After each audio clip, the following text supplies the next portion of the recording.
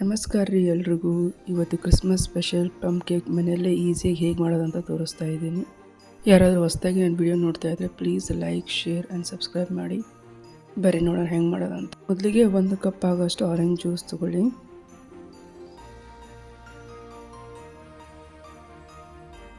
ಅದಕ್ಕೆ 1 ಕಪ್ ಆಗೋಷ್ಟು dry fruits, blueberry, grapes, strawberry ಈ ಥರ ರೆಡಿ ಪ್ಯಾಕ್ಡೇ ಸಿಗುತ್ತೆ. ಅದನ್ನು ನಾನಿಲ್ಲಿ ಹಾಕ್ಕೊಂಡಿದ್ದೀನಿ. ಮತ್ತು ಇದಕ್ಕೆ ಕ್ಯಾಶ್ಯೂ, ವಾಲ್ನಟ್ಟು ಮತ್ತು ಬಾದಾಮಿ ಇವಿಷ್ಟು ಎಲ್ಲವೂ ಈ ಜ್ಯೂಸಲ್ಲಿ ಹಾಕಿಬಿಟ್ಟು ಅರೌಂಡ್ 2 to 3 hours ಅಂತೂ ನೆನೆಸೋಕೆ ಇಟ್ಬಿಡಿ. ಇದು ಎಷ್ಟು ನೆನೆಯುತ್ತೆ ಅಷ್ಟು ಚೆನ್ನಾಗಿರುತ್ತೆ. ಇದೇ ನೋಡಿ ನಾನು ಫಾರ್ಮ್ಲಿ ಡ್ರೈ ಫ್ರೂಟ್ಸ್ ಮಿಕ್ಸ್ ತೊಗೊಂಡಿರೋದು. ಇದಕ್ಕೆ ನಾವು 1 ಕಪ್ ಮೈದಾ, ನೀವು ಯಾವ ಕಪ್ ಬೇಕಾದರೂ ತೊಗೊಳ್ಳಿ. ನಾನು ಇಲ್ಲಿ 1 ಕಪ್ ಮೈದಾ ತೊಗೊಂಡಿದ್ದೀನಿ. ಇದಕ್ಕೆ 1/4 ಸ್ಪೂನ್ ಚಕ್ಕೆ ಪೌಡರು, ಮೇನ್ ಇಂಗ್ರೀಡಿಯೆಂಟ್ಸ್ ಇವೆಲ್ಲ.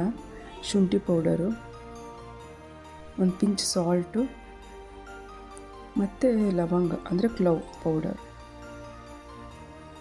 ಮತ್ತು ನಟ್ಮಗ್ ಪೌಡರು ಅಂದರೆ ಜಾಜಿಕಾಯಿ ಅಂತಾರಲ್ಲ ಅದು.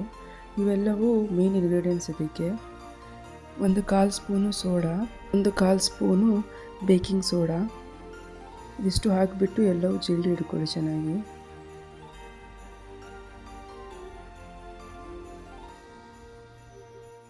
ಸೊ ಇದು ಎಕ್ಸ್ಟ್ರಾ ಸ್ಪೈಸಸ್ದೆಲ್ಲ ಬಂದಿದೆ.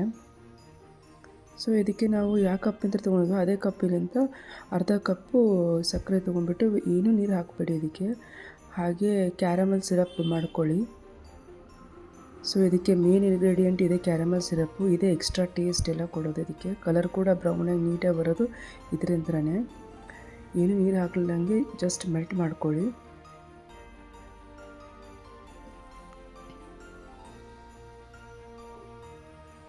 ನೋಡಿ ಈ ಥರ ಸಿರಪ್ ಫಾರ್ಮೇಷನ್ ಆಗುತ್ತೆ.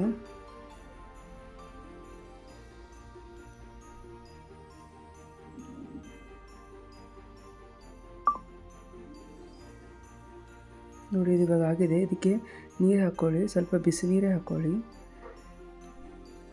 ಸ್ಲೋ ಆಗಿ ಬಿಸಿನೀರು ಹಾಕ್ತಾಯಿರಿ. ಸೊ ಇದು ಸಿರಪ್ ಥರ ಫಾರ್ಮೇಷನ್ ಆಗುತ್ತೆ. ನೋಡಿ ಇವಾಗ ಮತ್ತೆ ಹಾಕ್ತಾಯಿದ್ದೀನಿ ನೀರು. 2 ಸ್ಪೂನ್ ನೀರು ಹಾಕ್ತಾಯಿರಿ.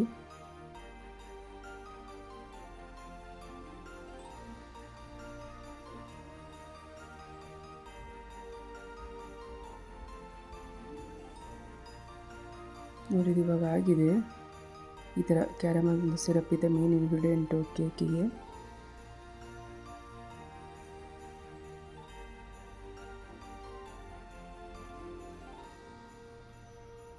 ಪರ್ಫೆಕ್ಟ್ ಇದೆ, ಇವಾಗ ಆಗಿದೆ.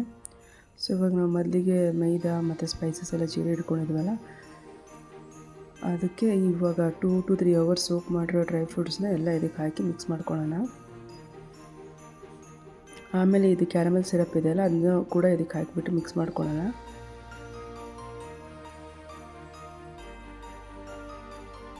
ನೀಟಾಗಿ ಎಲ್ಲ ಹೊಂದ್ಕೊಳ್ಳೋ ಹಾಗೆ ನೀಟಾಗಿ ಮಿಕ್ಸ್ ಮಾಡ್ಕೊಳ್ಳಿ.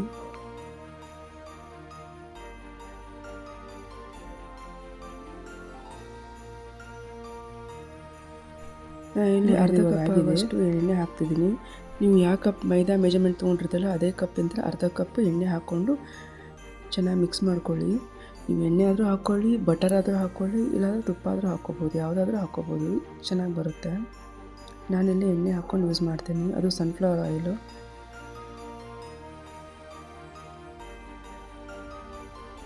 ಸೊ ನೋಡಿ ಇದು ಇವಾಗ ಆಗಿದೆ, ಚೆನ್ನಾಗಿ ಮಿಕ್ಸ್ ಮಾಡ್ಕೊಂಡಿದ್ದೀನಿ.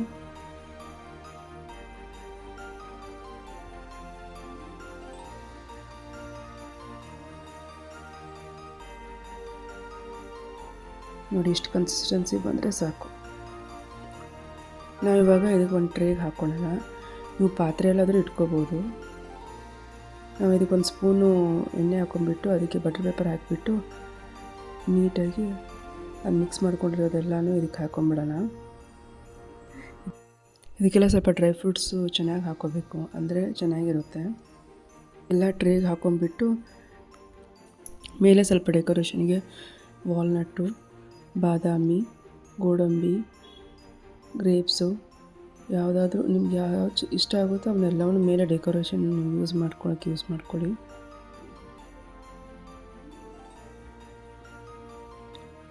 ಇಷ್ಟು ಮಾಡಿದ್ರೆ ಸಾಕು ನೋಡ್ರಿ.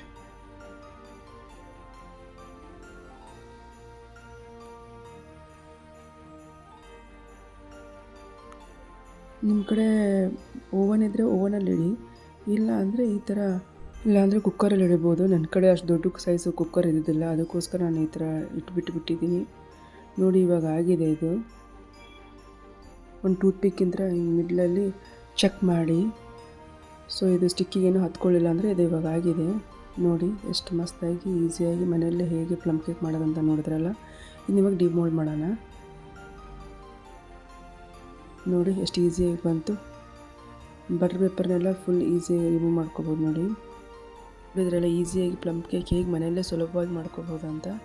ಪ್ಲಮ್ ಕೇಕ್ ಒಂದ್ಸರಿ ಮನೆಯಲ್ಲೇ ಟ್ರೈ ಮಾಡಿ ನೋಡಿ, ಭಾಳ ಚೆನ್ನಾಗಿ ಬರುತ್ತೆ. ನೋಡಿ ಇವಾಗ ಕಟ್ ಮಾಡ್ತಾಯಿದ್ದೀನಿ. ಎಷ್ಟು ಸಾಫ್ಟಾಗಿ ಸ್ಪಾಂಜಾಗಿ ಬಂದಿದೆ ನೋಡಿ. ನಿಮಗೆ ಈ ವಿಡಿಯೋ ಇಷ್ಟ ಆಗಿದರೆ please like, share and subscribe ಮಾಡಿ.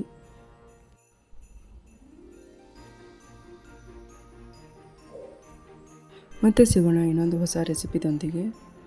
Thank you for watching.